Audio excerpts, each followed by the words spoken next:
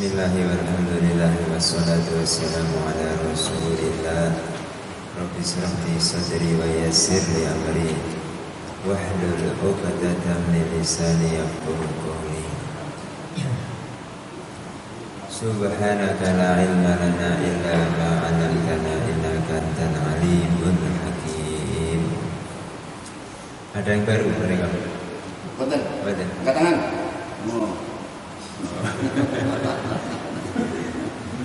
Itu anak kita dari Pacitan. Oh, masya Allah. Pindah sini. Iya, iya. Lama dirasakan baru datang. Hampir setahun dirasakan. Pacitan Pondok Termas. Oh.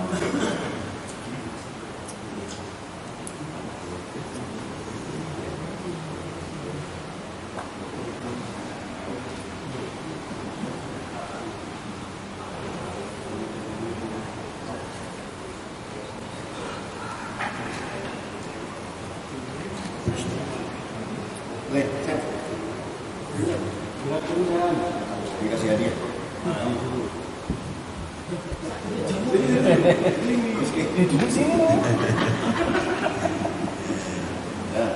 Hadiahnya itu ada berita ini. Ya. Bismillahirrahmanirrahim. Diselingi pembacaan satu fadilah. Fadilah membaca surat Al-Qadar. Inna anzalnahu fi lailatul qadar.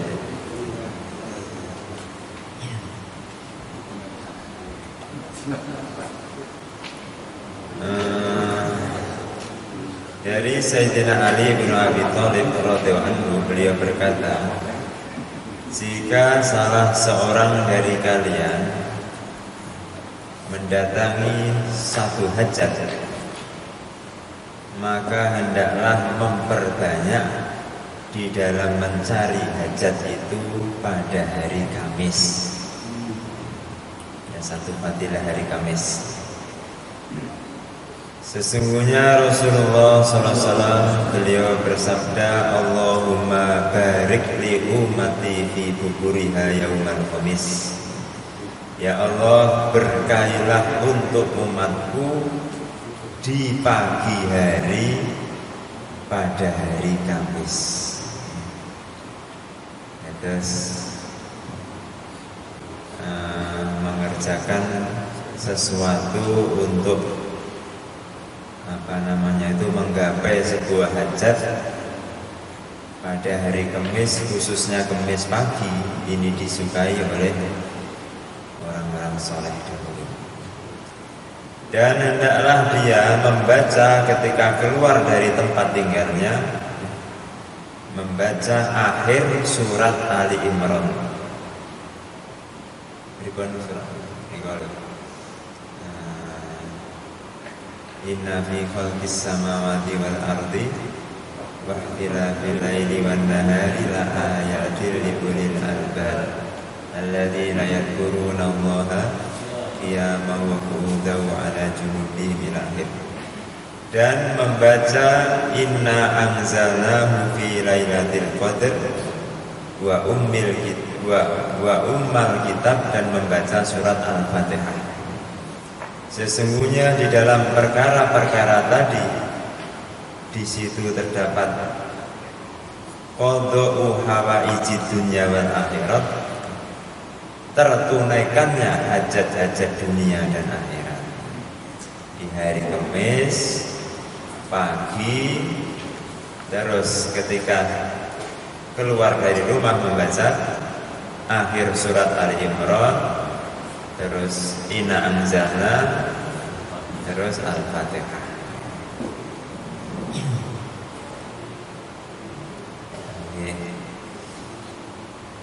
Diriwayatkan dari Muhammad ibnu Ali ibnu Husain ibnu Ali radhiyallahu anhum annahu qala, barang siapa membaca Inna Anzalnahu fi lailatul qadr dengan mengeraskan suara, dengan jahr, yajharu biha sautah, maka seperti orang yang berjuang dengan pedangnya di jalan Allah. Terus niki panjang hadisnya, barang siapa membacanya 10 kali akan dihapus 1000 dosa. Barang siapa membacanya ketika safar dan ketika keluar dari rumah, maka ia akan dimudahkan lagi untuk kembali. Ketika safar, keluar dari rumah, baca Inna Anzalna, nanti akan dimudahkan untuk kembali.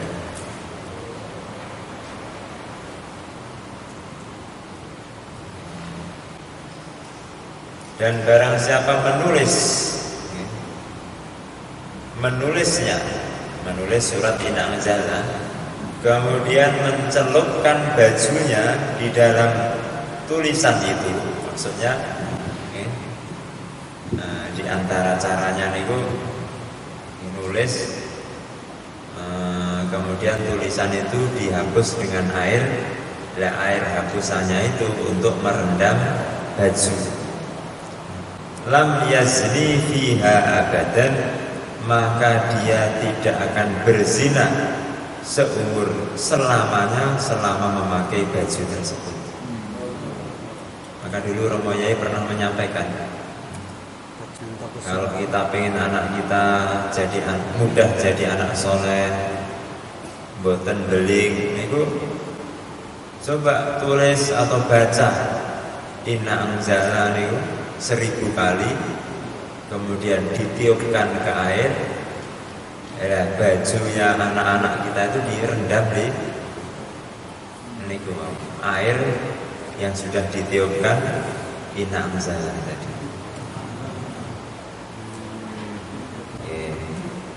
Termasuk mungkin kalau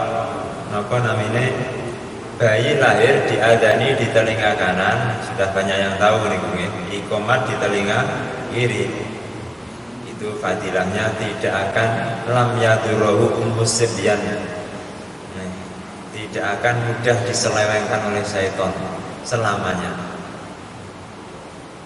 Dan di antara tambahannya, itu telinga kanan Pak dibacakan Inna Anzalna. Ini monggo sing badhe gadah bayi. Kalau yang belum ya Balenina. Jadi nanti begitu lahir, adzan telinga kanan, iqomat telinga kiri, plus Inna Anzalna telinga kanan. Itu yang kata para ulama, tidak akan Allah selamatkan bayi tadi dari perzinaan seumur hidup dia. Minimal 1 kali.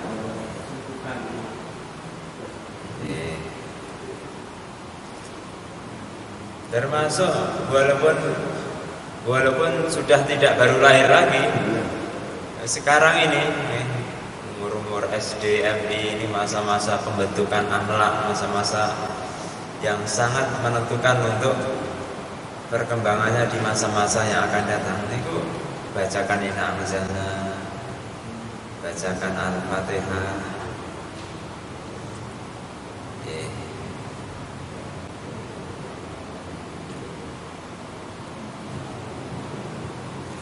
Kemudian kita lanjutkan kitab kita.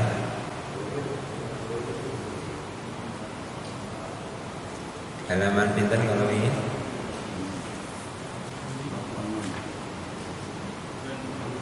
Yang 2 ya.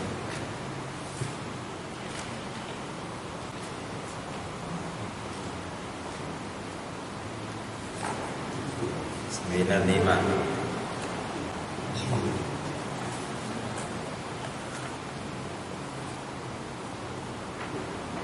Kita masih dalam bab amalan orang yang masih hidup. Itu kalau dikirimkan kepada orang lain, itu adalah bisa sampai, baik orang yang dikirimi itu masih hidup juga ataupun yang dikirimi itu sudah wafat, sudah meninggal. Dalilnya banyak sekali. Halaman 95 sekarang.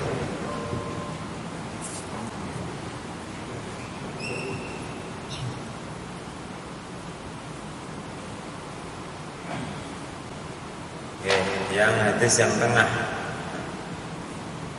yang nomor 3 dari atas.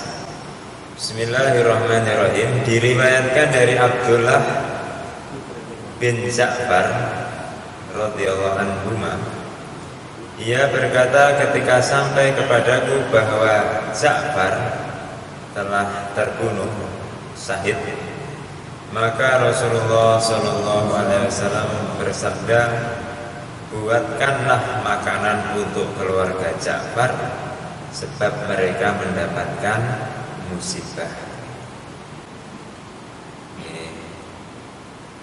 Jadi apa namanya itu?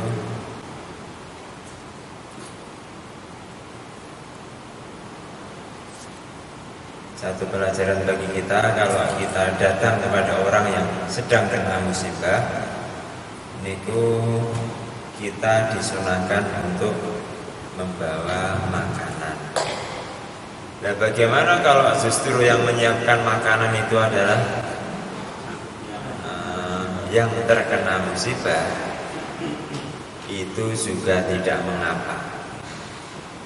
Tetapi yang perlu diperhatikan, yang untuk sedekahan itu tidak boleh diambil dari harta warisan mayit, kecuali ahli warisnya setuju. Kecuali ahli warisnya setuju semua. Dan setujunya itu betul-betul bukan karena malu, bukan karena takut, sungkan, begitu. Memang betul-betul kerelaan hati. Nah, itu baru nanti halal. Dan seandainya ada salah satu ahli waris itu yang belum balik, maka sama sekali nggak boleh diambilkan dari bagian dia, dari anak yang belum balik. Misalnya seorang bapak meninggal, anak-anaknya sudah gede, tapi ada anak yang belum balik. Ya, terus ini mau bikin selamatan. Bagaimana caranya? Diambil dari harta salah seorang dari ahli waris, atau kalau mau diambil dari harta warisan harus semuanya setuju dan tidak boleh muta'atik bagiannya si anak yang belum balik. Itu bagaimana itu? Itu ada, tadi sudah saya carikan. Al-Imam Ahmad bin Hanbal rahimahullahu ta'ala dalam kitab Zuhdi, dari Sufyan As-Sauri dari Tawus, seorang tabi'in, beliau mengatakan, sesungguhnya orang-orang yang telah mati, mereka dikenai fitnah di kubur mereka selama 7 hari. Maka orang-orang senang untuk memberi makan atas nama mayit pada hari-hari tersebut. Terus ini ada asar dari Al-Imam Ahmad bin Hanbal yang beliau tulis dalam kitab Zuhud dari Sufyan As-Sauri dari Tawus, menerangkan bahwa orang-orang yang sudah mati itu selama 7 hari awal sejak kematiannya itu ada fitnah-fitnah khusus, ada pertanyaan-pertanyaan kubur, ada siksaan ini, siksaan itu. Maka orang-orang itu, sedekah itu kan tolak balak ya, menyenangi untuk memberi makan di atas namakan mayit pada hari-hari tersebut. Terus ada dalilnya. Dan ini hadis panjang yang semakna dengan seperti ini dikomentari oleh para ulama. Yang jelas makna hadis seperti ini adalah makna yang sahih, betul adanya.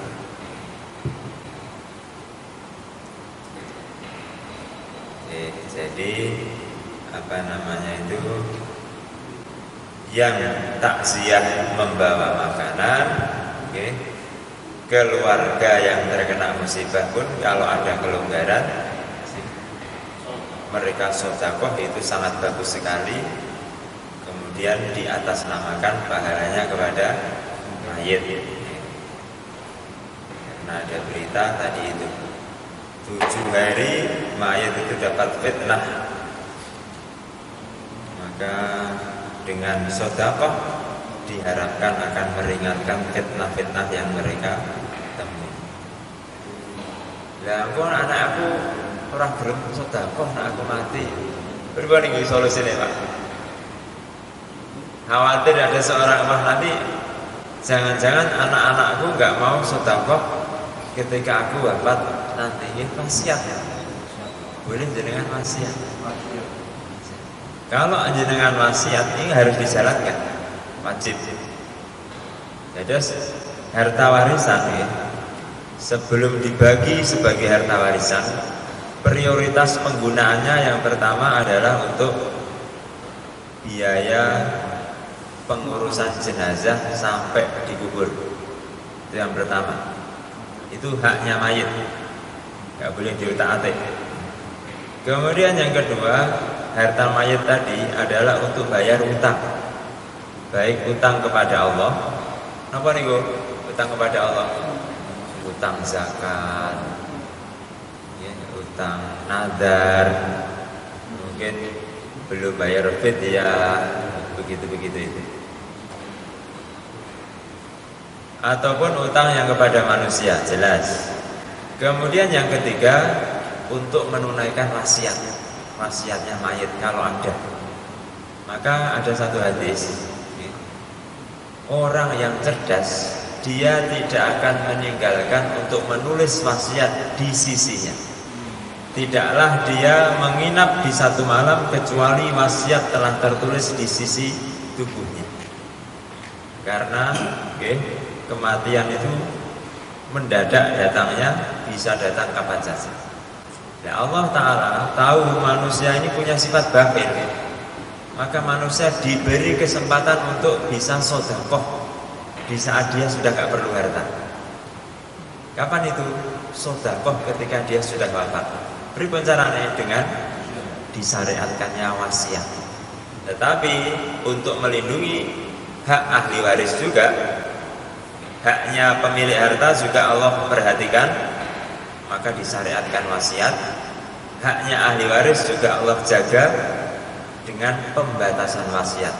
Wasiat itu tidak boleh melebihi sepertiga harta. Wasiat yang melebihi sepertiga harta itu nanti tidak sah. Yang gak sah lebihnya, seukuran sepertiganya sah. Tidak sah kecuali seluruh ahli waris itu. Ada yang sudah nulis wasiat. Wah, saya nanti kok nulis wasiat dan cepet nih kok.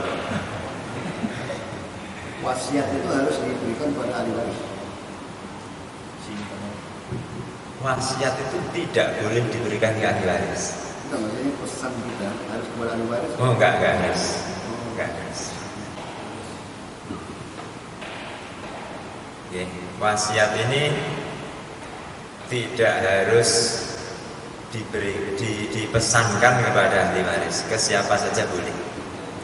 Cuman supaya menghindari terjadinya perselisihan di kemudian hari, hendaknya ketika seseorang menulis wasiat ini ada saksi, disunahkan ada saksi. Seandainya tidak, itu pun sah. Dan wasiat ini nggak boleh ditujukan ke ahli waris, karena ahli waris sudah dapat bagian yaitu dari warisan. Oke, ngaten. Contoh, saya nulis, jika aku mati nanti,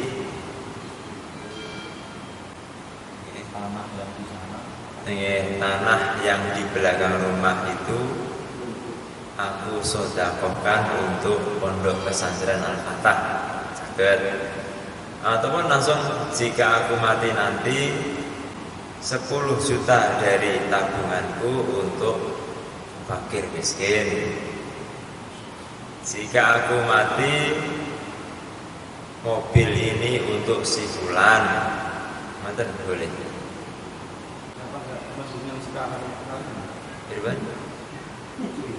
Lah manusia kan punya sifat bakhil. Allah kasih kesempatan.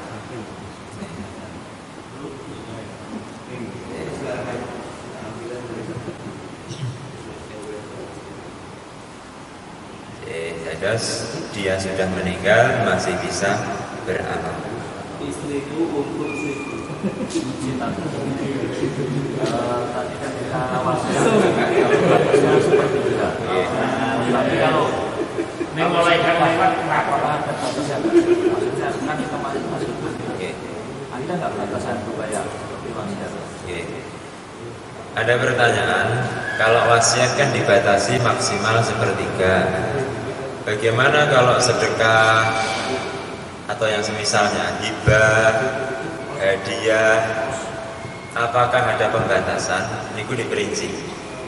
Kalau orangnya masih sehat walafiat, sakit dikit-dikit ya nggak apa-apa lah. Ini tidak ada pembatasan. Tetapi kalau orangnya sudah sakit, yang dikhawatirkan dia wafat dari sakitnya itu, misalnya pun kenging, naudzubillah, kanker stadium sekian, yang kira-kira itu pun ya diperkirakan wafat sebab penyakit ini dibatasi sepertiga,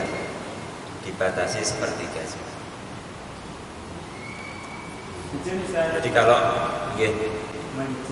si Fulan katanya meninggal, kalau sebelum ini dia berwasiat, tolong tanah saya yang di sana harganya 1 juta misalnya, belikan semuanya untuk sedekah pada waktu saya meninggal. Ternyata bila dijual itu nggak laku 1 juta, sebut saja 500.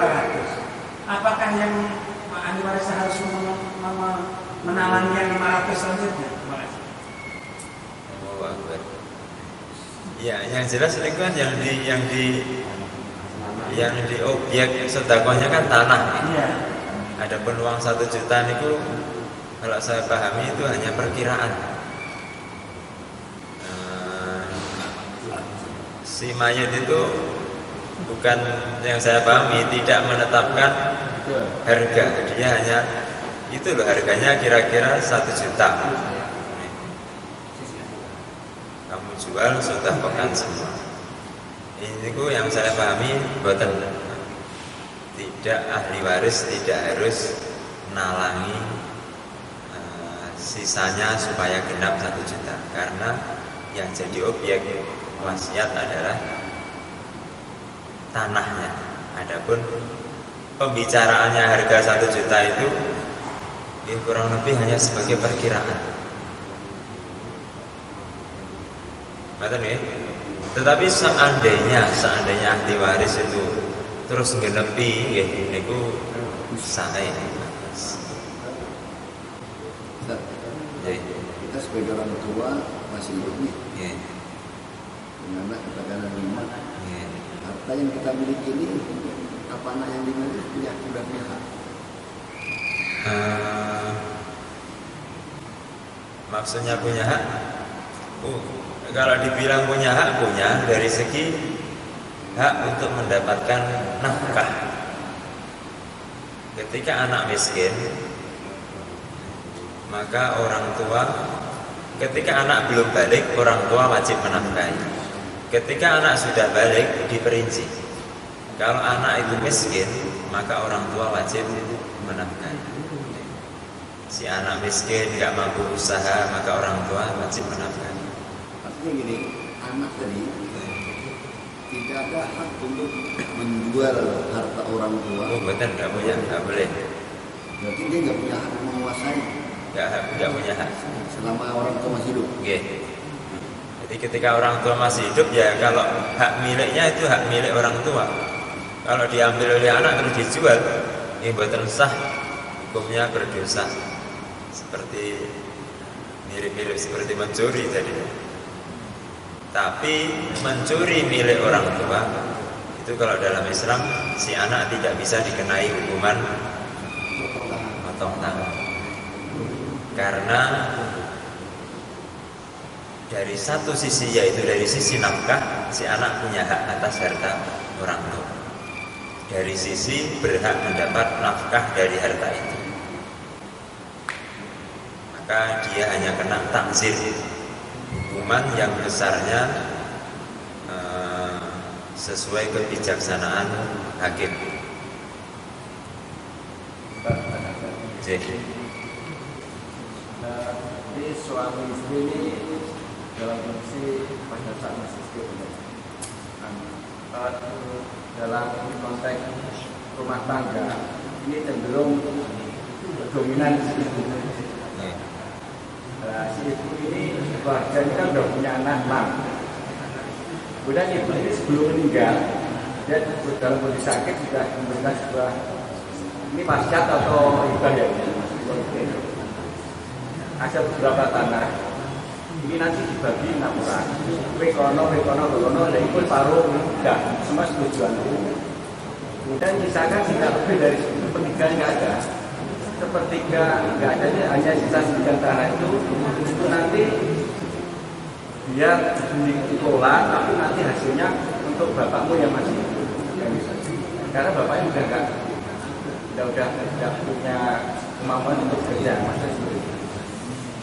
Aku benar meninggal. Akhirnya anak-anak sudah bagi sesuai dengan apa yang dikatakan itu tadi. Ini wasiat atau itu atau gimana? Karena yang jelas bapaknya masih ada, tapi dalam kondisi dia tidak bisa mencari ekonomi. Itu tergantung bahasanya ketika ibu itu membagi-bagi. Kalau bahasanya memang sudah bahasa menentukan, hibah, jadinya hibah. Ini untuk tanah ini untuk kamu, aku berikan kepada kamu, ini untuk kamu, berarti hibah. Adapun pesan yang kedua, tanah yang tersisa itu jangan dijual, tapi diolah nanti hasilnya untuk bapakmu. Ini wasiat. Kalau memang ya wasiat itu. Jadi berarti setelah tanah yang lain dibagi, satu-satunya yang ditinggalkan hanya tanah itu. Tapi belum dibagi, nanti dibagi setelah itu nggak ada. Yang tadi diomongkan tadi. Iya, yang kemarin ini nanti gini ya. Tapi itu kondisi masih belum tidak. Ya itu tadi, kalau ini agak repot. Dan menyisakan tidak kurang dari sepertiga, tidak sampai. Kalau bahasanya, kalau ibu nanti mati, ini untuk si A, ini itu wasiat. Nah, kalau ibu mati, ini untuk si A, ini untuk si B, ini si C. Dan ini sebagian dibagi untuk ini karena tapi tidak sama. Bahasanya beda sedikit. Tapi kalau bahasanya begini, ini untuk si A, ini si B, ini si C, tapi jangan dibagi dulu, nunggu ibu mati dulu. Hibah kalau ini. Ya, tipis-tipis bahasanya nih ya. Jika ibu mati, ini untuk si A, ini si B, si C, ini wasiat. Tapi kalau ini untuk si A, ini untuk si B, ini si C, tapi jangan dibagi dulu, nunggu ibu mati. Ini hibah cuma pelaksanaannya nunggu ibunya mati. Terus yang masak paling baik yang gimana? Paling baik itu mungkin bahasanya yang jelas. Wasiat ini A, ini B, ini C tidak dilaksanakan, tapi dengan kesepakatan anak-anaknya, tidak apa-apa. Contohnya, saudara saya setuju, yang ini untuk ini. Setelah bapak itu meninggal, itu beda, tapi kesepakatan. Iya, betul masalah. Asalkan. Jadi wasiat apa waris? Waris tapi diwasiatkan kebagiannya. Campur aduk gitu berarti Bang. Kalau sepakat nggak apa-apa, asalkan terutama kalau warisan ya. Hasilnya kan anak laki-laki bagiannya 2 kali lipat anak wanita. Tapi kalau sepakat terus dibagi sama rata begitu boleh, monggo. Oke, asalkan masing-masing memang tahu haknya sebenarnya itu berapa. Si anak laki-laki tahu bahwa aslinya aku ini 2 kali lipat, terutama dia ini. Terus kok dia merelakan dah sama aja nggak apa-apa, itu bukan masalah. Ya kalau dia nggak tahu haknya, dikhawatirkan ikhlasnya itu tidak bisa ditahqiq, tidak bisa dinyatakan 100%. Kadang-kadang dia mau membagi sama rata karena bayangannya adalah memang sama rata, atau bagiannya sedikit. Seandainya dia tahu bahwa bagiannya banyak, belum tentu mau sama rata. Repotnya di situ.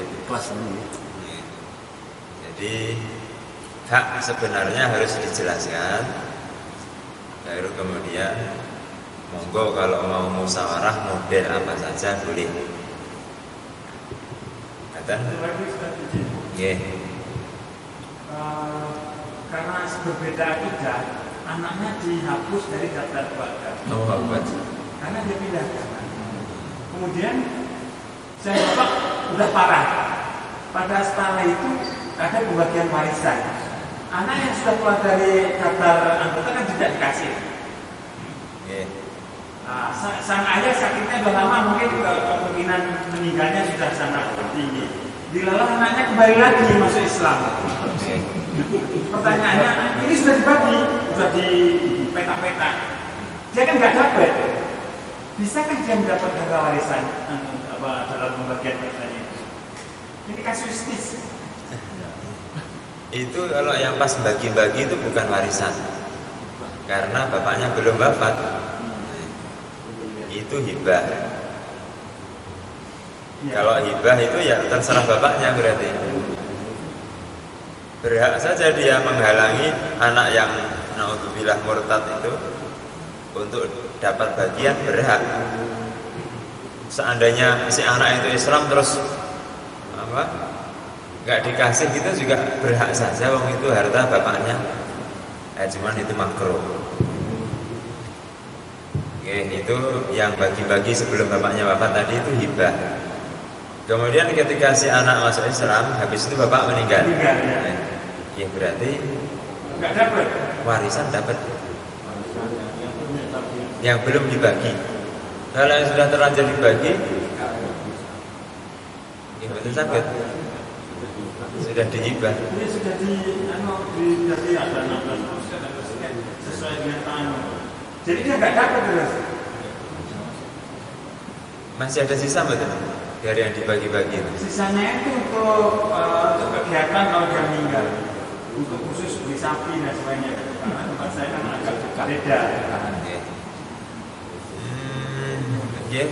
Haknya si anak yang Islam ini ya dari harta warisan, harta yang masih belum dihibah-hibahkan oleh bapaknya, yang masih ada di tangan bapaknya Berupa wasiat. ketika bapak mati. Berupa wasiat tanahnya sebagai sebagian itu berupa wasiat. Tanah ini untuk kegiatan saya kalau meninggal. Kan sudah finish. Wasiat kan nggak boleh melebihi sepertiga harta. Ya sepertiganya kan banyak. Sepertiga dari menghitungnya sepertiga ketika si bapak sudah wafat itu. Oh, berarti ada sisa 2/3 dari setelah meninggal itu.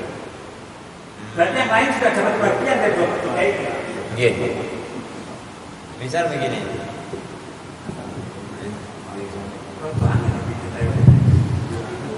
Hartanya 1 M misalnya ya. 1 miliar. Terus Anak 5. misalnya 7 700 juta sudah dihibahkan. Tinggal sisa 100. Berarti sisa 300. Terus si bapak mati. Ya berarti yang 300 ini Tinggal 200. benar jadi harta warisan. Kan dia minta agar saya gunakan uang yang 300 itu untuk kegiatan kalau mati. Berarti kan tinggal 200.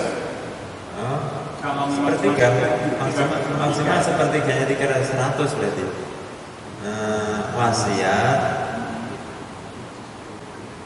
harta ini semua misalnya gini maksudnya semua untuk sedekah misalnya. Bahasanya bapak itu semua.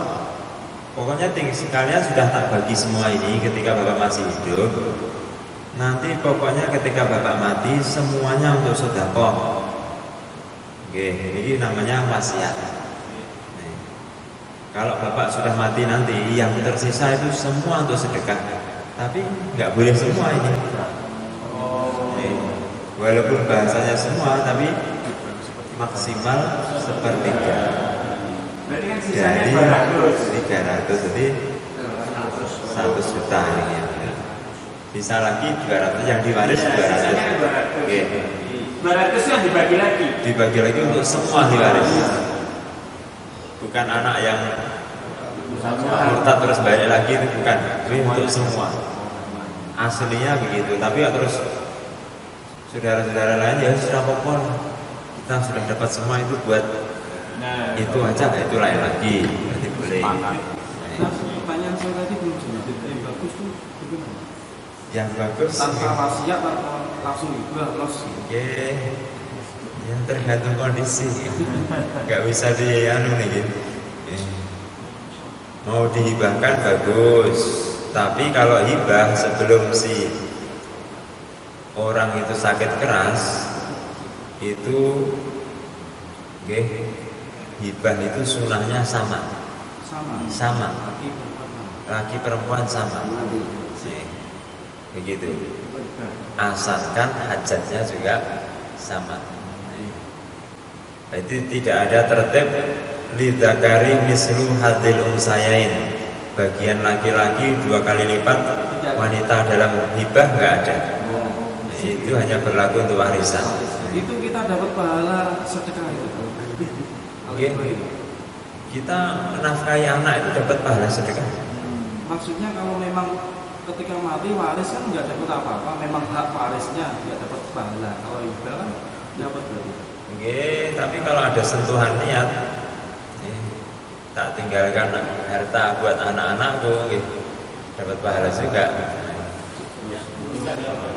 Hibah, besar, hibah. Kita sebenarnya bisa dimana? Kondisi ekonomi kan beda-beda nih.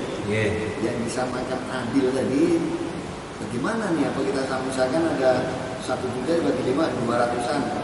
Adil juga. Tetapi kondisi anak si pulang ini ekonomi lebih bagus. Kemudian kita kasih hibah lebih sedikit dari yang ekonominya. Adil ya, sesuai ukuran hajat masing-masing. Keadaan. Sesuai keadaan. Cuman harus hati-hati masalah seperti ini kadang-kadang. Rawan. Walaupun anak, kalau sudah urusannya ongkong. Jadi saya tambahin sedikit. Pada waktu membagi adil itu luasnya tanah apa jumlah rupiahnya? Yang adil itu jumlah rupiahnya apa jumlah tanahnya? Kalau orang sekarang mestinya ya nilainya mestinya. Berarti luas tanah bisa beda. Bisa beda. Nilainya. Jalan. Pinggir jalan Temboro, ya Mas Allah, di atas.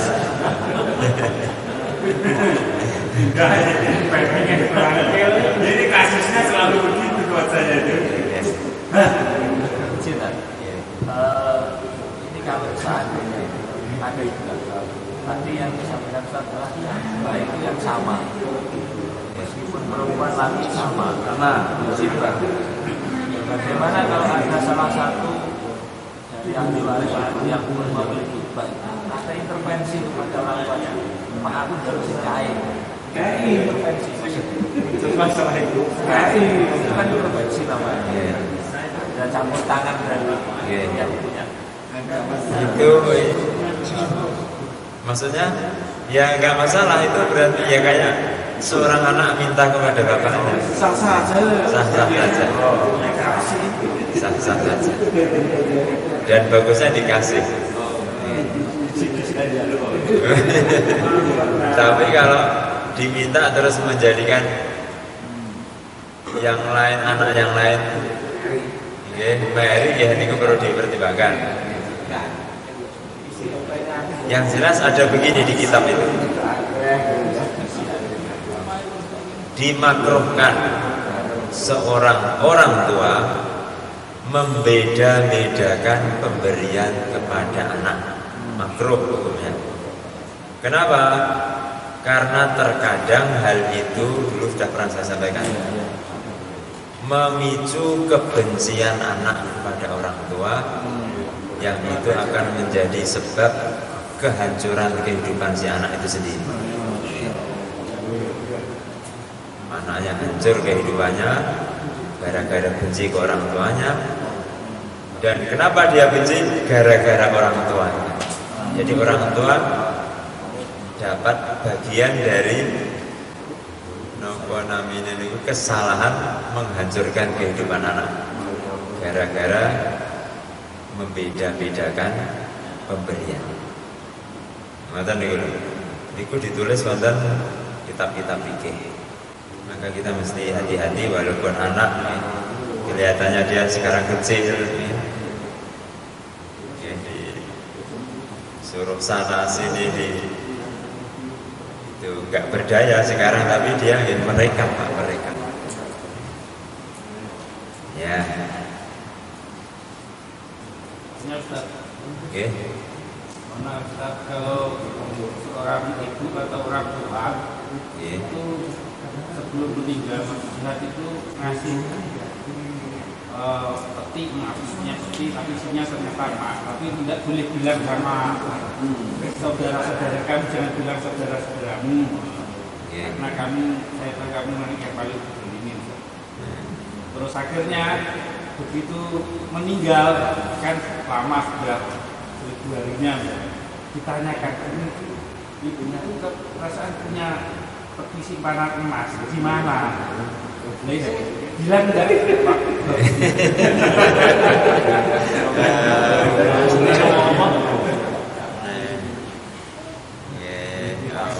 Ini kalau bilang masih akan terjadi cemburuan sosial. Yang pertama, tindakan itu boleh, tindakan si ibu tadi boleh, karena ketika dia masih hidup, dia berhak untuk memberikan kepada siapa saja yang dia kehendaki, termasuk salah satu anaknya. Tidak kepada anak yang lain, ke anak yang si A, tidak ke anak yang lain. Itu sah, sahnya sah. Apalagi kalau dengan alasan apa tadi? Didolimi. Nah, yang ada ini. Kemudian yang kedua, sikap ibu tadi untuk ketika berpesan jangan cerita ke, itu betul ya, karena kalau cerita berarti nanti akan tahu bahwa itu tadi yang barusan saya sampaikan tadi, akan timbul kebencian anak kepada orang tua jadinya nanti. Nah makanya ketika hal itu ditanyakan gini,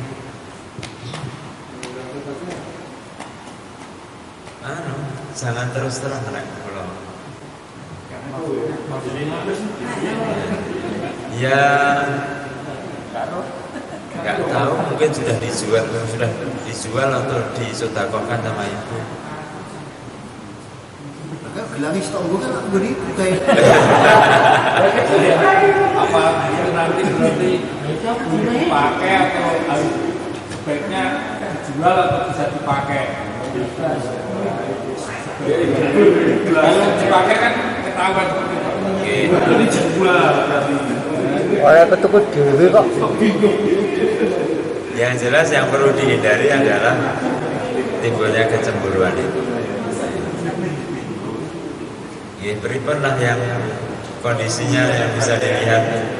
Kalau memang dipakai jadi ketahuan ya, jangan dipakai, dijual aja. Tapi apa tidak lebih baik dibagi? Nah itu kalau dibagi ya jelas lebih baik. Maksudnya kalau dibagi itu tidak mengingkari dari wasiat tadi. Enggak, itu bukan wasiat, himbah. Maksudnya kan Pesan ya, pesan tadi. Enggak. Jangan. Tapi kalau dibagi kan akhirnya semua tahu. Itu saking sayang. Kalau dibagi semua Kan semua tahu tapi tidak ada masalah kan. Ya kan itu dibagi 5 karena anaknya 5 gitu. Ya enggak masalah kalau dibagi. Tapi kan akhirnya kan sudah cerita gitu. Sebenarnya dikasihkan saya. Oh, jangan diceritakan kalau itu. Sebenarnya diberikan ke saya jangan diceritakan. Ini kemarin ya, si anak jadi anak-anak yang lain itu jadi membenci orang tuanya, repot nanti malah. Nah, berarti ini yang 5 saya waktu kita bagi 5 kerja. Nah, begitu. Aslinya orang tua itu secara umum nggak mungkin membedakan, nggak mungkin menginginkan keburukan bagi anak. Berarti adanya ibu seperti itu memang betul-betul dia melihat kondisi yang nggak kondusif memang ya. Sehingga dia memberikan lebih kepada si anak.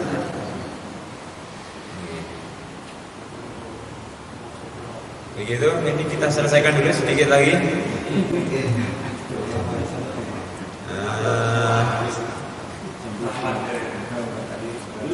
Langsung halaman terakhir.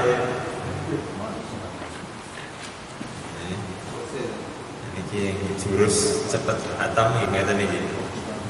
Karena yang lain juga sama.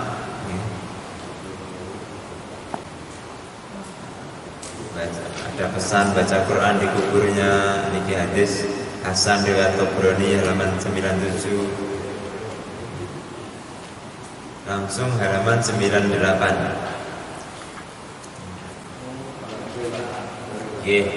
Diriwayatkan dari Sayyidina Anas radhiyallahu yang berkata, para sahabat jika berjumpa dengan satu jenazah maka mereka memujinya. Lalu Nabi SAW bersabda, wajib. Kemudian berjumpa lagi dengan jenazah lain dan mereka menyampaikan keburukannya. Lalu Nabi bersabda, wajib. Sayyidina Umar berkata, apa maksudnya wajib? Nabi menjawab, jenazah yang pertama yang kalian puji kebaikannya, maka wajib surga baginya. Jenazah yang kedua yang kalian sebut keburukannya, maka wajib neraka baginya. Kalian adalah saksi Allah di atas bumi ini. Hadis Bukhari Muslim.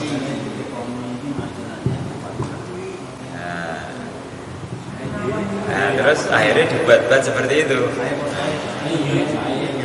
Lagi disaksikan ya Pak. Ini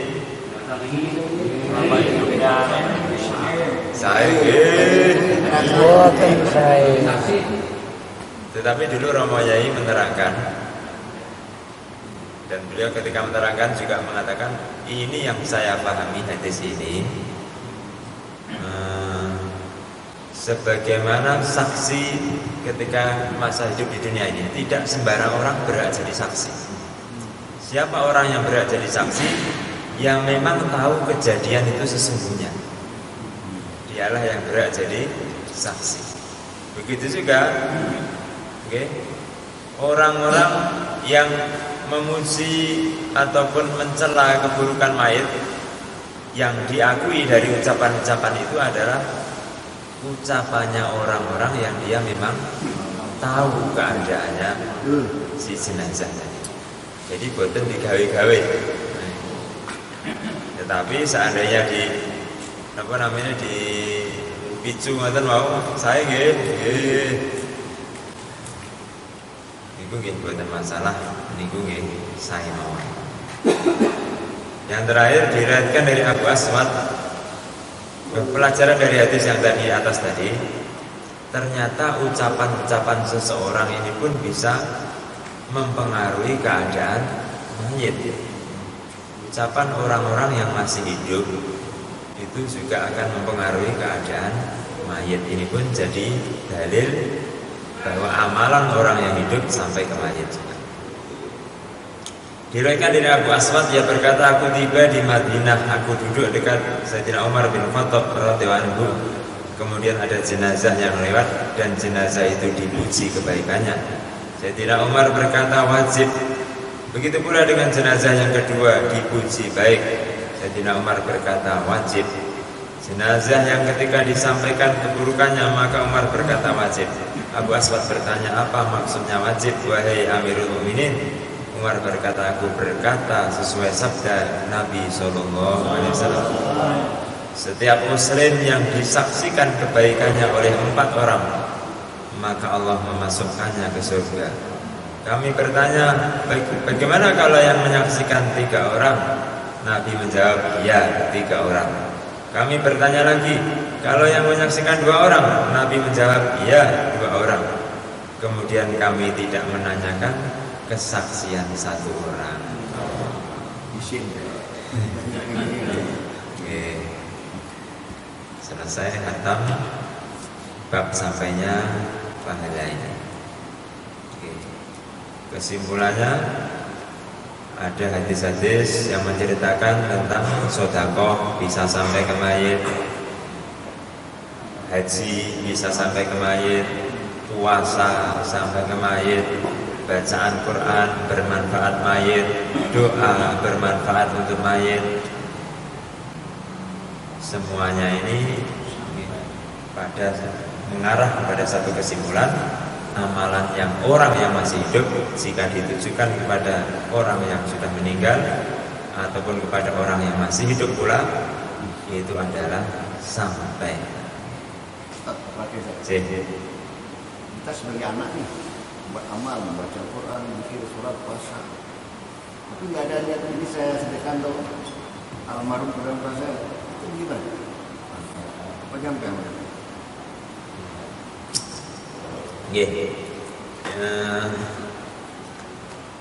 Yang jelas kalau orang tua itu otomatis dapat bagian, karena anak itu dianggap bagian dari diri orang tua. Tapi apakah bagiannya itu sama dengan kalau diniatkan memang amal ini dihadiahkan, atau dapat bagian dari kaitan secara umum bahwa orang tuanya adalah bagian dari diri anak. Anak itu bisa jadi seperti itu karena hasil didikan orang tua juga. Secara umum seperti itu atau sama, saya masih belum tahu. Kalau niatnya sekali saja, ya Allah, semua amal saya ini saya sedekahkan untuk orang tua saya. Bisa. Nggak lagi niatnya lagi. Enggak diniatnya lagi. Benar, oke. Oke, itu pergi. Kalau nggak diniatkan lagi, sudah. Jadi artinya kan kadang kita mungkin lupa kan setiap amal meniatkan, tapi kita niatkan dari awal tadi, ya Allah, amal saya ini Allah berikan barang tua saya. Kalau yang dimaksud adalah amalan-amalan yang sudah belakang, ya, Betul, ke depannya lah. Nah, ke depannya dereng kertas sudah penting. Karena bisa saja hati lalai dari yang itu, dari seperti itu nanti ke depannya. Dan dia lebih abdulnya setiap amal diniatkan. Kalau amalan yang sudah lewat, yang memang sudah ada hak pahala untuk pelaku amal itu nggak bisa. Ya Allah, amal saya mulai saya balik sampai sekarang saya hadiahkan kepada orang tua saya, bisa. Sebaliknya ketika anak itu buat dosa, orang tua Dapat bagian juga. Tapi itu juga tadi bagiannya wala taziru waziratu wizra ukhra, seseorang tidak akan bisa menanggung dosanya orang lain. Itu yang saya pahami bagiannya kalau urusan dosa itu di bagian dari kesalahan pendidikan yang buruk itu. Disalahkan gara-gara tidak memberi pelajaran yang baik. Termasuk nyuruh anak mulai sholat umur 7 tahun itu wajib hukumnya. Jadi kalau orang tua anak umur 7 tahun kok nggak nyuruh anaknya sholat, berdosa sih. Dan ternyata bukan hanya sholat. Sholat itu hanya sekedar contoh. Apa saja amalan yang calon kewajibannya seorang muslim nanti ketika dia sudah balik, itu orang tua wajib mengenalkannya ke anak. Mulai mengenalkan ke anak ketika umur 7 tahun. Dikenalkan mungkin, bukan dipaksa. Beda ya. Nggak boleh dipaksa, belum boleh. Nah, sholat. Tak tonyo nak ragil sholat. Nggak boleh. Nggak boleh. Itu hanya boleh pemaksaan yang dengan ancaman-ancaman itu hanya boleh ketika sudah umur 10 tahun. Ini 10 tahun di atas. Itu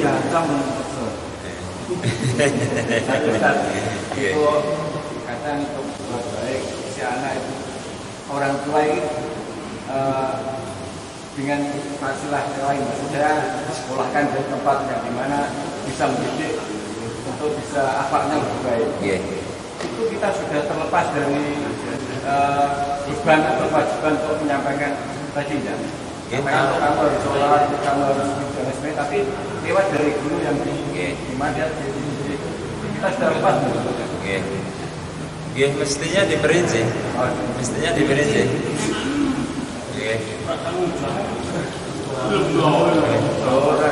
Sekolah sing berbudaya. Yang namanya sekolah di mana bisa mendidik anak itu. Baik. Kalau memang sekolahnya itu sudah sesuai, kemudian orang tua juga terus mengontrol, insya Allah sudah terlepas.